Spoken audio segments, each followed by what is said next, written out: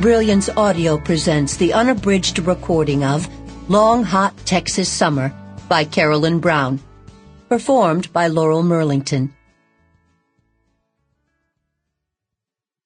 To Jerry and Marion Goshorn, with much love. Chapter 1. Living in the same house with her ex-husband would be pure, unadulterated hell. But Loretta would face off with the devil on his worst day if it made her daughter decide to go back to Oklahoma with her at the end of the long, hot Texas summer.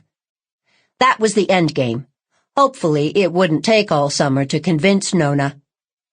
The way the light of the big lover's moon practically made the silver van glow under the twinkling stars, no one would ever guess that anger, determination, and anxiety filled the interior. The air conditioner put out all the cold air it could, but Loretta was still sweating. It had been 4 years since she'd laid eyes on Jackson Bailey, her ex-husband, and she had no doubt that he hadn't changed a bit. "We have a request for Randy Travis's Deeper Than the Holler. It dates back more than 20 years, folks. I remember listening to this when I was in high school," the DJ said. "Oh, honey, I remember that song probably better than anyone in this whole part of Texas," Loretta whispered. It was the very song that had been playing when she got pregnant with Nona.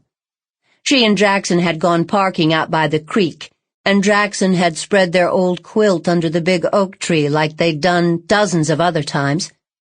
He'd held her afterward and sang that part of the song to her that said that his love was deeper than the holler and stronger than the river.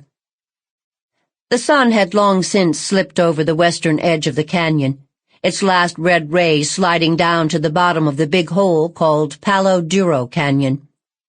The land was flatter than the old proverbial pancake in the Texas Panhandle, but story had it that God needed dirt to make the mountains in the eastern part of the state, so he scooped out a hole to get it.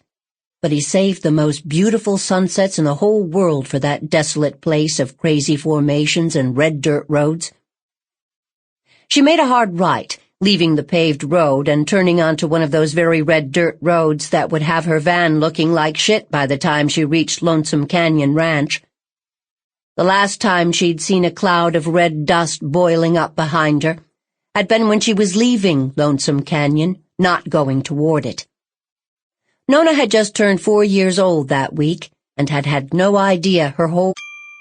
Sample complete. Ready to continue?